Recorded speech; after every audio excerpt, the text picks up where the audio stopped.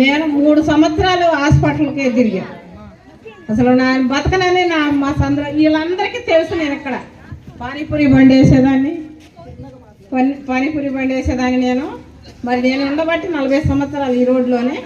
నేను అసలు అందరికీ నేను తెలుసు. ఇక్కడ ఎల్పీ నగర్ కానీ సుందరయ్య నగర్ కానీ మొత్తం తెలుసు. మరి దేవుడు నన్ను లేవనెత్తిన విధానాన్ని బట్టి దేవుడికి వందనాలు స్తోత్రాలు చెల్లించుకుంటున్నాను. మరి నేను 3 సంవత్సరాలు హాస్పిటల్లో అసలు నేను బతుకుతానని అనుకోలే. ఈ రోడ్లో వాళ్ళందరూ కూడా బతకదు, చచ్చిపోద్ది, అసలు ఎందుకు పనికిరాదు, ఇక హాస్పిటల్లో తీసుకెళ్లారు, చచ్చిపోయే వస్తుంది ఆ మనిషి అని అనుకున్నారు. అనుకున్న స్థితిలో దేవుడు నన్ను లేవనెత్తి శిలపరిచి బలపరిచాడు.